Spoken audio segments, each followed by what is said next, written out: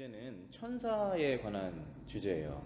천사라고 하면 하나님께서 만드신 창조물인데 보이지 않기 때문에 우리가 자세히 알 수가 없는, 하나님께서 알려주시지 않으면 자세히 알 수가 없고, 우리가 경험도 사실은 지금 이 신약 시대에서는 많이 할 수 없는 그러한 존재들이죠. 그래서 우리가 성경을 통해서 알아야 됩니다.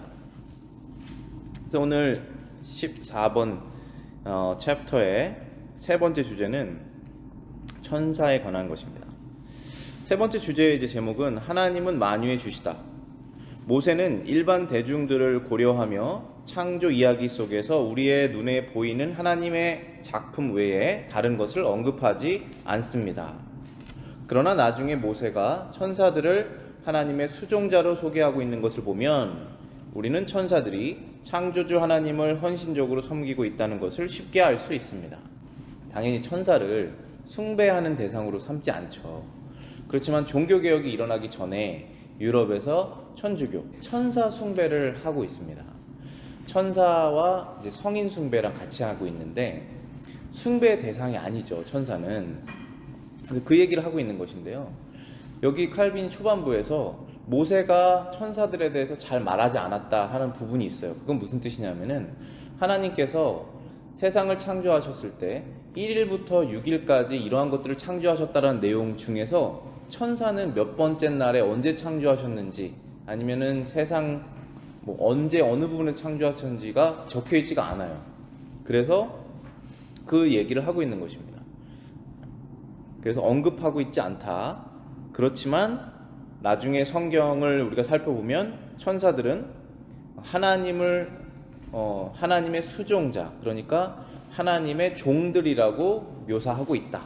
그러니까 천사는 하나님과 같은 레벨의 수준이 아니라 하나님 밑에 있는 종이다. 그렇기 때문에 천사를 숭배하는 것은 나쁘다, 이라고 말하고 있는 것이죠. 많은 사람들은 천사들의 탁월성에 사로잡혀서 천사들에게 유일하신 하나님께 속한 신성을 부여하는 잘못을 범했습니다. 자, 여기서 신성이라고 하면 하나님만 가지고 계신 특성이에요. 그 특성을 사람들이 하나님께만 부여하면서 하나님을 숭배를 해야 돼요. 그런데 그 신성을 하나님 이외에 다른 것에 부여하려고 하는 것이 사람의 죄성이고 사람의 특징이에요. 그래서 어떤 틈만 나면 하나님 이외의 다른 것에 자신의 마음을 드리는 것이 너무나 쉬운 것이 사람이지 않습니까? 그런 것처럼 사람들이 더욱이 이 천사가 너무나 탁월하지 않습니까? 천사는 힘이 있고 천사는 영이고 천사는 우리처럼 공간에 지배되지 않고 여기저기 막 움직일 수 있고 보이지 않을 수도 있고 나타날 수도 있고 이러한 존재이기 때문에 그 탁월성, 천사는 굉장히 탁월한 존재이기 때문에 사람들이 그것에 매료가 되어서 하나님께 드려야 될 그 신성을, 숭배를 천사들에게도 부여하는 실수를 하고 있다라고 말하는 것입니다. 세 번째 문장입니다. 마니교는 하나님과 마귀라는 두 개의 원리 곧 이원론을 만들었습니다. 그들은 선한 것의 기원을 하나님께 돌리고 악한 것의 기원을 마귀에게 돌렸습니다. 자, 여기에서 이원론이라는 것은 무엇이냐면은 마니라고 하는 사람이 마니교라는 걸 만들었어요. 그래서 거기에서 나온 것인데, 즉 숫자 2를 쓴 거예요. 그래서 이원론, 영어로는 듀얼리즘. 그래서 두 개라는 뜻이 듀얼, 이렇게 말할 수 있잖아요. 그 뜻은 무엇이냐면은 하나님이 계시고 하나님 상대편에 어떤 존재가 있다라는 거예요. 악한 존재. 그래서 이러한 그 이단적인 사상이거든요. 성경을 오해한 거예요. 성경을 오해한 사상이 우리 기독교 안에서도 슬며시 스며들어올 수가 있어요. 그래서 우리가 마음이 불안해지거나 쓸데없는 생각을 하게 될 때가 있어요. 근데 그렇지 않다라는 거예요. 뭐냐면 이원론이 주장하는 것은 하나님이 계시고 그분은 선하시고 마귀가 있는데 마귀는 악하지 않습니까? 둘이 싸우고 있다라는 거예요. 우리가 영적 싸움이라는 건 있지만 하나님과 마귀가 싸우고 있는 형태는 아니거든요. 하나님은 어떠한 존재보다 위에 계셔서 싸우는 대상이 없습니다. 하나님께서는 마귀를 허용하시는 범위 안에서 활동하게 하시는 거예요. 그렇지만 하나님께서 마귀에게 악한 마음을 주시지 않죠. 하나님 그러잖아요. 사랑하는 형제들아 속지 말라. 하나님께서는 아무도 시험하지 아니하시느니라. 성경 말씀이죠. 그게 진리예요. 심지어 마귀도 시험하지 않으신단 말이에요. 시험이라는 게 테스트가 아니라 여기서는 템테이션이에요. 아무도 하나님께서 템테이션 하시지 않는다는 거예요. 그러니까 마귀는 스스로 악한 행동을 하는데 그 마귀가 하나님과 대적할 수 있을 정도의 수준은 아니라는 거예요, 이 마귀가. 그런데 이 만이라는 사람은 그렇게 생각했던 거예요. 왜냐하면 이 악이라는 게 존재하니까, 사람 마음속에, 그리고 이 세상에 악이라는 것이 존재하니까 하나님과 그 악이라는 존재의 대상인 마귀가 서로 동등하게 싸우고 있는 거구나라고 오해를 한 거예요. 그것을 이원론이라고 봅니다. 그런데 거기에서 더 정확하게 이원론을 이해하려면은 그 두 번째 문장인데요. 선한 것의 기원을 하나님께 돌리고 악한 것의 기원을 마귀에게 돌렸다라고 하는 부분이 있죠. 이것이 잘못된 문장이에요. 잘못된 뜻이에요. 그래서 이제 그 다음 내용을 제가 설명해 드리겠습니다. 4번에 보시면은 영생성, 자존성, 그러니까 영원히 사시는 하나님의 성품, 그리고 자존, 스스로 존재하시는 하나님의 특성을, 하나님만의 특성인데 그것을 어떠한 의미에서 마귀에게 돌리게 된다는 거예요. 이 이원론이라는 것이. 그래서 마귀에게 돌리면 마귀를 신이라는 칭호로 부각시키는 결과가 된다. 그러니까 하나님께서 선을 창조하셨죠. 그런데 마귀가 만약에 악을 창조했다면 마귀가 악을 창조하는 능력이 있다라는 것이죠. 그런데 사실 이 창조의 능력은 오직 하나님께만 속할 수가 있는 것이거든요. 그래서 어떠한 부분도, 천사가 비록 굉장히 탁월한 존재지만 하나님의 수준까지 올리는 그러한 잘못된 생각을 하면 안 된다라는 것을 말하고 있는 것입니다. 그래서 5번째 문장 보시면 좀 더 이해가 되실 거예요. 창조 시에 우주 만물 어느 것에도 악한 본성이 없다고 믿는 것은 옳은 신앙입니다. 하지만 인간과 마귀의 타락이나 죄들은 본성으로부터 나오는 것이 아니라 본성의 타락으로부터 나오는 것입니다. 그러니까 하나님께서 이 세상을 다 만드셨을 때 모든 것을 보시고 좋았더라라고 말씀하셨죠. 그러면 거기에는 악이 없다라는 뜻이에요. 하나님께서 만드신 세상에는 악이 없다라고 말씀하시는 거예요. 그건 옳은 신앙입니다. 그런데 인간과 마귀의 타락이나 죄들의 본성은 죄들은 본성으로부터 나오는 것이 아니라 본성의 타락으로부터 나온 것이다 라는 것이죠. 그러니까 하나님께서 만들어 놓으신 그 선한 본성 가운데 타락을 하면서 악이 생기는 것이지, 마귀가 스스로 악을 만들어낼 수 있는 존재는 아니라는 뜻입니다. 왜 우리가 그걸 그렇게 이해해야 되냐면은, 마귀가 스스로 악을 만들어낼 수 있는 존재다라고 우리가 생각을 하면 마귀를 일정 부분 하나님의 수준에 올려놓게 되고, 그렇게 되면 우리가 이렇게 보고 있는 형국이, 영적으로 보고 있는 형국이 하나님과 마귀가 막 동등한 힘을 가지고 싸우고 있는 형태로 생각할 수 있기 때문이에요. 영적 전쟁이라는 것이 어느 정도는 있지만 우리가 이 마니교처럼 이원론적으로 생각을 하게 되면 마귀에게 하나님의 신성을 부여하게 되는 실수를 범하게 되거든요. 그래서 절대는 안 돼, 그거는 틀린 것이다라고 말하고 있는 것입니다. 그러면 마귀는 언제 타락했고, 천사들은 언제 만들어졌고, 이러한 부분들이 있죠. 그래서 성경에서 자세히 말하고 있지 않잖아요. 그래서 그 말을 한 거예요. 지금 칼빈이 모세가 창세의 역사를 기록할 때 그런 부분을 뺐는데 보이는 것만 말하고 있잖아요. 하늘의 별이 넷째 날에 만들어졌다든지, 바다가 둘째 날에 만들어졌다든지, 땅이 셋째 날에 만들어졌다든지, 식물이 셋째 날에 만들어졌다, 사람은 여섯째 날에 만들어졌다, 이런 것들을 지금 날짜별로 말하고 있는데 다 보이는 것들만 말하고 있잖아요. 그렇게 한 이유가 일반적인 사람들이 생각할 수 있는 범위가 그렇기 때문에 그렇게 말한 것이다. 그러니까 한마디로 하나님께서 알려주시지 않았다라는 것이죠, 모세에게. 그래서 우리도 모르는 거예요. 그러면 그거를 알아내야 되느냐, 알아내지 말아야 되느냐가 남았죠. 칼빈의 말은 알아내지 않는 것이 맞다라는 거예요. 천사가 언제 몇째 날 만들어졌는지, 언제 마귀가 타락을 하게 됐는지의 그런 부분이 자세하게 나와 있지 않은 것은 우리가 알아도 도움이 안 된다는 거예요. 그래서 그 부분을 비워놓으셨다는 것입니다. 그거를 우리가 하나님의 그 사랑과 하나님의 지혜로움과 하나님의 선한 목적을 가지시고 알려주시고 알려주시지 않는 것을 이해하는 것만으로도 우리의 신앙이 굉장히 성장을 합니다. 6번째 문장 보시겠습니다. 진실로 성경은 언제나 우리의 유익을 위해 우리를 가르치시는 반면에 덕을 세우는 데 있어 거의 유익하지 않는 것에 대해서는 완전히 침묵하거나 가볍게 언급하시기만 한다. 따라서 우리도 신앙의 유익을 가져오지 못할 것들은 기꺼이 단념해야 한다. 단념할 수도 있어야 되는 것입니다. 우리의 궁금증이 생겨나지만 하나님께서 내가 알기를 원하시지 않는 것 같으면 멈출 수도 있어야겠죠. 그게 지혜로운 것입니다. 그게 성숙한 신앙인입니다.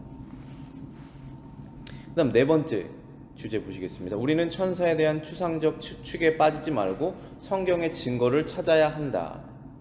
천사들은 하나님의 명령을 수행하기 위하여 임명된 하나님의 수종자들이므로 천사들이 하나님의 피조물임은 질문의 여지가 없습니다. 천사들은 스스로 생겨난 존재가 아니죠. 천사들도 피조물, 그러니까 창조자와 창조물이 있어요. 영어로는 크리에이터, 크리에이처가 있죠. 근데 우리가 눈에 보이는 것은 다 크리에이처구나 라고 생각을 하는데 이 천사들은 보이지 않으니까 그 부분이 헷갈릴 수가 있습니다. 그러나 천사도 반드시 누군가는 만들어내야 되는 것이죠.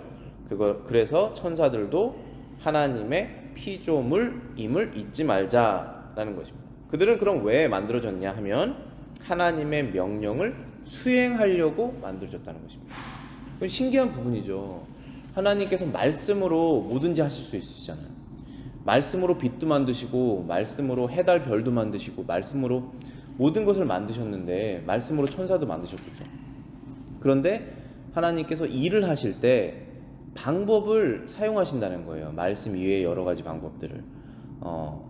그 중에 하나가 천사라는 것이죠. 그래서 천사는 하나님의 명령을 수행하려고 종처럼 하나님의 군대처럼 대기하고 있다가 하나님께서 일을 하라고 하면 하시는 거예요. 그게 천사의 역할입니다. 그 시편 103편 20절하고 21절 읽어보겠습니다. 능력이 있어 여호와의 말씀을 행하며 그의 말씀의 소리를 듣는 여호와의 천사들이여 여호와를 송축하라. 그에게 수종들며 그의 뜻을 행하는 모든 천군이여 여호와를 송축하라. 천사들은 능력이 있습니다. 우리랑 달라요. 사람과는 다릅니다. 천사는 능력이 있죠. 좀 전에 제가 말씀드렸다시피 우리는 다 제한됩니다. 리밋이에요. 어빌리티가 리밋되어 있어요. 시간과 공간에 제한되어 있는 리미테이션이 있습니다. 그렇지만 천사는 그렇지 않죠. 그래서 천사는 능력이 있는 거예요. 그런데 천사는 여호와의 말씀을 행하며 그 말씀의 소리를 듣는다 라고 하고 있습니다. 여호와를 수종들며 그의 뜻을 행하는 모든 천군이여 라고 말하고 있습니다. 천사의 숫자는 우리가 셀 수가 없을 것입니다. 알 수가 없을 거예요. 알려주시지 않으셨고. 그렇지만 수많은 이라는 표현을 쓰셨죠.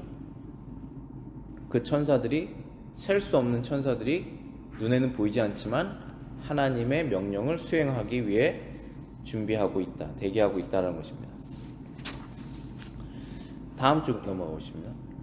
성경을 읽을 때 우리는 덕을 세워주는 것을 찾고 묵상하려고 끊임없이 노력해야 합니다.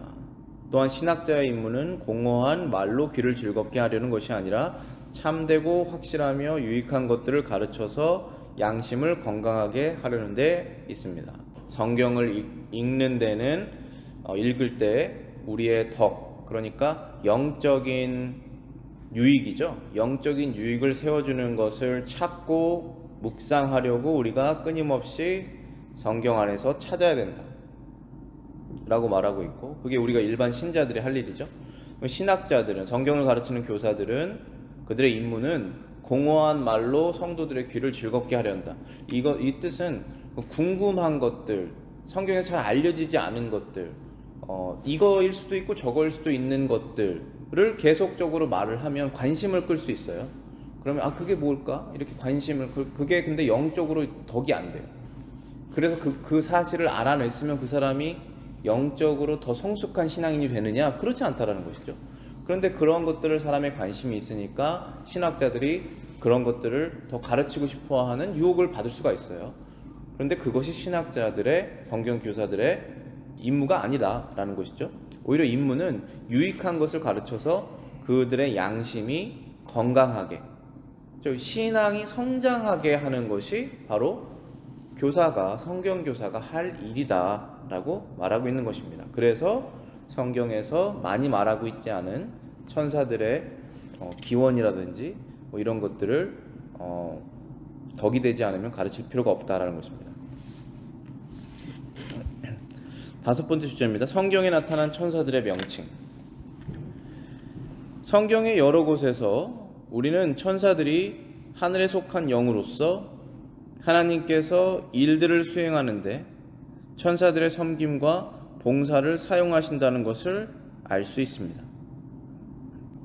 하나님께서 천사들의 섬김과 봉사를 사용하신다는 것을 우리가 성경을 통해서 알게 되는 것입니다. 하나님께서 모든 것을 말씀만으로, 생각만으로도 하실 수 있는 분이신데 천사들의 섬김과 봉사를 사용하시는구나 라는 것을 우리가 알 수 있는 것은 성경을 통해서 알 수 있는 것이죠.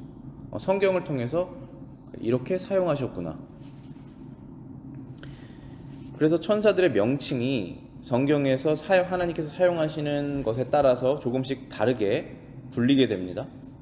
두 번째 문장에 보시면은 하나님은 자신을 인간에게 나타나실 때 천사들을 중재하는 사자로서 사용하시기 때문에 그 이름이 그들에게 붙여졌습니다. 천사들을 하나님의 사자라는 표현을 많이 쓰죠. 성경에서 하나님의 사자다. 근데 여기에서 사자가 메신저라는 뜻이에요. 메신저. 그러니까 이 하나님의 사자라는 뜻은 우리 대한민국에서 미국의 대통령의 뜻을 전하는 대사들이 오잖아요. 그들을 사자라고 말할 수 있어요. 그래서 하나님의 사자, 대통령의 사자다 이렇게 말하듯이, 그래서 하나님께서 이 세상의 왕이신데 이 세상에서 살고 있는 하나님의 백성들에게 하나님의 메시지를 알려주시기 위해서 하나님께서 직접 오실 수도 있지만 그 메시지를 담고 사자를 보내신 것입니다. 그래서 천사들이 메시지를 선지자들에게 알려주죠. 그리고 그 선지자들은 들어서 성경에 기록하고 있죠. 그래서 사자다, 메신저다 라고 말하고 있는 것입니다. 세 번째는 천군이라고도 불린다는 것이죠. 천사들은 군인들처럼 언제나 사령관을 주목하고 있다가 그 명령이 떨어지면 즉시로 그것을 수행하기 위해 대기하고 있기 때문에 천군이라고도 불립니다. 천군이라는 단어 굉장히 많이 나오죠. 천군 천사 이런 말 많이 들어보셨죠. 근데 천군이라는 뜻이 군대라는 뜻이거든요. 그래서 왜 천사들을 군대라고 지금 말하고 있냐면은 천사들이 하나님을 마치 명령을 내리시는 사령관처럼 대기하고 주목하고 있다가 하나님의 명령이 떨어지면 즉시 하나님의 일을 하기 때문에 그래서 천군이라고도 불린다라는 것이죠. 그 예로 누가복음 2장 13절 호련히 수많은 천군이 그 천사와 함께 하나님을 찬송하여 이르되 말씀되어 있죠. 수많은 천군이라고 되어 있습니다. 이 장면이 그 목자들에게 이제 예수님의 탄생을 알려주는 그런 장면에서 예수님의 탄생 소식을 들음과 동시에 갑자기 많은 천사들이 그 밤하늘에 나타나는 그런 장면이에요. 그래서 숫자도 정확하게 나와 있지 않아요. 너무나 많다, 그냥 수많다. 수많은, 그리고 그 천사들을 천군이라고 말하고 있는 것이죠. 근데 이 천군이라고 하는 단어를 우리가 좀 더 생각해 보면은 세상 마지막에 전쟁으로 끝나지 않습니까? 근데 전쟁으로 끝날 때 하나님의 백성들과 하나님을 믿지 않는 사람들이 전쟁을 하는 게 아니에요. 왜냐하면 하나님의 백성들은 힘이 없어요. 세상 마지막에 요한계시록을 보면은 다 핍박당하고 죽고 간신히 살아남고 이런 내용이에요, 다. 그래서 끝까지 살아남는 사람이 복이 있다 이렇게 말하지, 끝까지 그들을 싸워서 다 죽이고 이겨서 승리하는 사람이 복이 있다 그렇게 말하지 않거든요. 그 고난을 겪으면서도 내 믿음을 딴 건 다 버려도 내 믿음만 버리지 않는 그 사람들이 결국은 승리한다라는 표현을 쓰시는 것이지, 실제로 총칼을 가지고 싸우는 그런 말씀하고 계시지 않으세요. 그런데 마지막에는 진짜 총칼을 겨누는 그런 싸움으로 끝나거든요. 그러면 누구랑 싸우는 거냐 하면은 하나님을 믿지 않는 사람들과 그들의 군대와 예수 그리스도께서 직접 싸우시는 거예요. 예수 그리스도께서 누구를 데리고 오시냐 하면은 바로 이 천사들을 데리고 오신다고 말씀하세요. 근데 예수님께서 지금 하늘에 승천하셔가지고 지금 어떻게 그들과 싸우는 것이냐, 물론 성경에서 그 부분을 자세하게 말하고 있지는 않지만 우리가 생각할 수 있는 것은 예수님께서 육체적으로 부활하셨죠. 그리고 천사들도 사람의 모양으로 나타날 수 있고 사람과 함께 식사도 할 수 있는 육체적인 모습으로 나오기도 하잖아요. 그래서 실제적인 싸움이 마지막엔 일어날 것이다 라고 다 해석하고 있습니다. 그래서 분명히 저는 그렇게 믿어요. 마지막에 이 전쟁이 날 때, 최종 마지막 전투 때는 정말로 사람이 죽고 그런 실제적인 전투, 영적인 전투가 아니라 실제적인 전투가 일어날 것인데, 그 싸움의 대상은 믿지 않는 자들의 군대고, 그리고 그들을 상대하는 것은 바로 예수 그리스도와 그분의 천사들이다 라고 성경에서 말하고 있는 것을 그대로 저는 문자적으로 믿는다는 것입니다. 그래서 그러한 표현에서는 천사들을 메신저라고 말하지 않죠. 복음의 메신저를 말하는 것이 아니잖아요. 여기에서는 바로 군대죠. 천군이라고 부른다라는 것입니다. 천사들의 역할에 따라서 하나님 그때마다 부르는 이름이 다르다라는 것입니다. 그 다음에 또 가장 일반적으로 잘 알려져 있는 천사들의 역할이 뭐가 있죠? 신자들을 보호하는 것입니다. 우리가 수호천사라는 말 많이 들어보셨죠? 일반적으로도 세상에서도 수호천사라는 말을 자주 쓰더라고요. 그런데 정말로 하나님께서 사람을 돕는 이유로 천사를 만들어 놓으셨기 때문에 그들은 사람들을 수호하는 일을 합니다. 보호한다는 거죠. 수호한다는 것이. 그런데 수호천사라고 하면은 조금 성경적이지가 않을 수가 있는 게, 칼빈도 나중에 그렇게 말하지만은 이 하나님의 백성 한 명과 천사 한 명, 이 1대1로 보호하는 것처럼 느껴지는 뉘앙스가 있어요. 수호천사라고 하면. 그래서 저에게 천사가 한 명이 딸려 있고, 성도님에게 천사가 한 명이 딸려 있고, 또 다른 성도님에게 한 명이 딸려 있고, 이렇게 생각할 수 있거든요. 그런데 이제 칼빈은 해석하기를 그렇게 1대1로 있진 않고 모든 천사들이 모든 성도들을 보호하는 것처럼 성경은 말하고 있다, 이렇게 말하고 있습니다. 그 부분에 대해서 한번 살펴보실게요. 천사들은 우리를 위한 하나님의 은혜의 분배자요 관리자입니다. 성경은 천사들이 우리의 안전을 위하여 늘 깨어 지켜주고 우리를 보호해주며 우리 길을 인도해주고 어떤 악한 재앙이 우리에게 임하지 않도록 우리를 보살펴준다고 상기시켜 줍니다. 시편 90편 11절부터 12절입니다. 그가 너를 위하여 그의 천사들을 명령하사 내 모든 길에서 너를 지키게 하심이라. 그들의 손으로 너를 붙들어 발이 돌에 부딪히지 아니하게 하리로다. 되어 있죠. 하나님께서 하나님의 백성들을 위해서 천사들에게 명령을 하셔서 하나님의 백성들이 어떠한 길을 가든지 그들을 지키게 하셨다라는 것입니다. 그것이 바로 시편 90편 11절 말씀이죠. 그리고 12절에 보시면은 그들이 그 천사들의 손으로 하나님의 백성들을 붙들어 발이 돌에 부딪히지 않게 하리로다. 그러니까 갑작스러운 사고나 죽음으로부터 하나님의 백성들의 생명을 보호하신다는 것이죠. 분명히 여기에서 보호하신다는 그 보호는 영적인 보호를 말하는 것은 아니에요. 영적인 보호는 물론 하나님께서 성령님을 통해서 우리의 마음의 믿음을 붙잡아 주시는 영적인 보호는 한시도 빠짐없이 하시고 계시거든요. 근데 여기에서 말하는 것은 우리의 육체적인 보호까지도 말씀하시는 거예요. 갑작스러운 죽음, 사고로부터 우리를 보호하신다라고 말씀하고 계시죠. 이 말씀을 통해서 우리는 알게 된 거예요. 물론 성도들도 갑작스러운 죽음을 맞이할 수 있습니다. 그건 하나님의 섭리와 계획 가운데 정해놓으신 대로 그것이 선하다고 판단하시면 여러 가지 것을 고려하셔서 그런 일을 하실 수 있죠. 그것 또한 우리가 인정해야 되는 것이죠, 당연히. 그렇지만 훨씬 더 많은 경우가 보호가 돼요. 갑작스러운 죽음이 많이 일어나지 않지 않습니까? 그 뜻은 우리가 비록 뉴스나 이런 것을 봐서 매일매일 안 좋은 일이 수많이 일어나는 것처럼 보이지만 사실은 훨씬 더 많은 사람들이 수많이 보호받고 있는다는 사실을 우리가 알아야 된다는 것이죠. 그래서 하나님께서 천사들 통해서 성도들의 생명을 보호하신다라고 분명히 말씀하고 계십니다.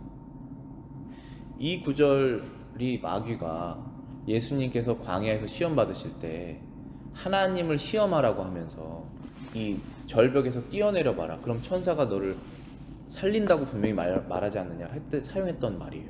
마귀도 알고 있는 구절이죠. 분명히 천사가 그 일을 합니다. 그런데 거기에서 예수님께서 그렇게 하지 않으셨죠. 왜냐하면 하나님을 시험하지 말라라고 하는 다른 성경 구절로 그 마귀의 유혹을 막으셨어요. 그러니까 항상 성경은 성경으로 해석해야 돼요. 성경은 성경으로 해석해서 올바른 지식으로 우리가 나아가야 된다는 것이죠. 그 다음에 두 번째 문장입니다.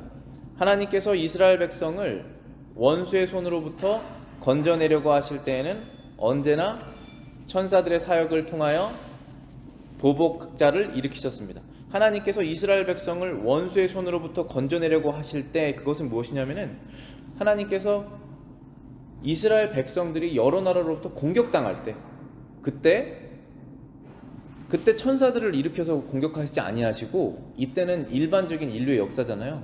그냥 일반적인 전쟁을 통해서 하나님께서 구원하시는데 그때는 그 대상을 하나님을 대적하는 군대들을 대적해서 싸울 사람들을 일으키십니다. 근데 여기서는 이제 예로 사사기를 썼어요. 지금 사사기가 뭐냐면은 사사라는 단어는 judge라는 단어예요. judge라는 단어를 우리가 그냥 번역을 하면은 판사죠. 판사. 그러니까 이게 무슨 뜻이냐면은 하나님이 계시고 백성이 있어요. 그러면은 하나님께서 왕이세요. 직접 통치를 하시는 것입니다. 근데 그 사이에 중간 역할을 하는 거예요. 그게 사사예요. 그래서 하나님의 백성이 죄를 짓고 어디로 갈지 우왕좌왕할 때 사사를 통해서 그들을 하나님께로 돌려놓는 것입니다. 죄를 지어서 이스라엘 백성이 죄를 지면 뭐가 따라옵니까? 고난이 따라오죠. 이스라엘 주변에 있는 나라들이 힘이 커집니다. 그래서 공격을 해요. 그래서 고통을 당해요. 그래서 하나님께 도와달라고 외칩니다. 그때 하나님께서 도와주시는 방법이 사사를 일으키세요. 그래서 그 사사를 통해서 싸움을 하게 해서 건져내시는 것이죠. 대표적인 사사가 기드온, 삼손 이런 사람들이 사사예요.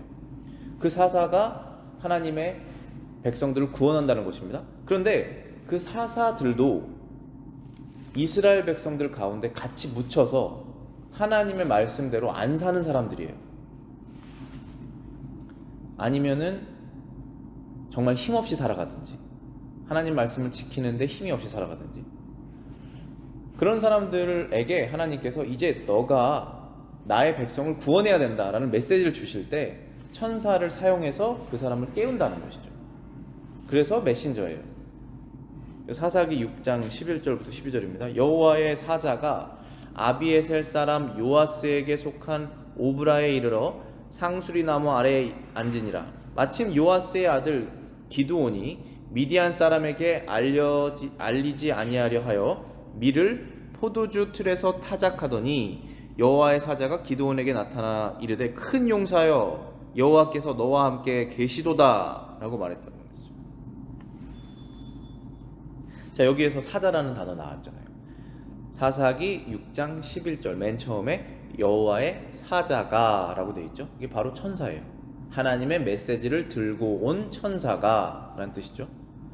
아비에셀 사람 요아스에게 속한 오브라에 이르러 상수리 나무 아래 앉으니라. 마침 요아스의 아들 기드온이 미디안 사람에게 알리지 아니하려 하여 밀을 포도주 틀에서 타작했다. 뜻은 미디안이라고 하는 적군에게 들키지 않으려고 그 기드온이 몰래 거기에서 포도주 틀에서 먹을 거를 타작하고 있었다는 것입니다. 힘이 없이. 말씀드렸죠. 하나님의 백성들이 죄에 빠졌을 때 하나님께서 사용하실 그런 사람조차도 힘이 없이 보이지 않는 곳에서 이렇게 있다는 거예요. 미디안 사람들에게 걸릴까 봐. 그런데 여호와의 사자가, 그 메신저가 기드온에게 나타나서 큰 용사다라고 말하는 거예요. 큰 용사여 여호와께서 너와 함께 하시도다. 이 메시지를 주실 때 하나님께서 누구를 사용하셨냐 하면 천사를 사용하셨다는 거죠. 그래서 하나님께서는 천사를 이러한 일에 사용하신다. 자, 우리 이 뒤에 부분 기억하시죠? 기드온이 그 얘기를 듣고 내가 이렇게 힘이 없고 가장 힘이 없는 사람인데 무슨 용사입니까? 이렇게 얘기하잖아요. 근데 하나님께서 너가 용사다. 왜냐하면 내가 너와 함께한다 하면서 바로 그 기드온을 통해서 하나님의 백성들을 적군을 대상해서 이기게 하시고 다시 거룩한 삶으로 돌아오게 하시죠. 그렇게 하시는 거예요. 하나님께서. 그러한 일들을 위해서 천사를 사용하신다. 그 다음에 마지막으로 세 번째 문장입니다. 천사들은 그리스도께 수종 들었습니다. 마태복음 4장 11절입니다. 이에 마귀는 예수를 떠나고 천사들이 나와서 수종 드니라. 천사는 하나님께서 하나님의 백성들을 섬기라고 또한 하나님의 임무를 수행하려고. 근데 임무도 결국은 하나님의 백성들을 위한 임무예요. 하나님은 아무런 필요가 없으시거든요. 그러니까 누가 필요가 필요하냐 하면 우리죠. 우리는 늘 필요가 필요합니다. 필요가 필요한 거죠. 무언가시 항상 필요해요. 근데 하나님은 아무것도 필요 없으세요. 그런데 하나님의 백성들의 필요를 채우기 위해서 천사들을 사용하신다는 것이죠. 그런데 여기에서는 심지어 예수님의 필요까지 채우셨다는 것이에요. 왜냐하면 예수님께서는 하나님의 아들이시지만 우리 하나님의 백성들처럼 제한된 상태로 태어나셨잖아요. 시간과 공간에 제한된 그런 사람의 모습으로 태어나셨기 때문에 하나님께서 예수님도 수종하게 하셨다는 것입니다. 천사를. 그 목적에 의해서 천사가 사용되고 있습니다. 지금도 그렇게 사용하고 계십니다. 기도하고 마치겠습니다.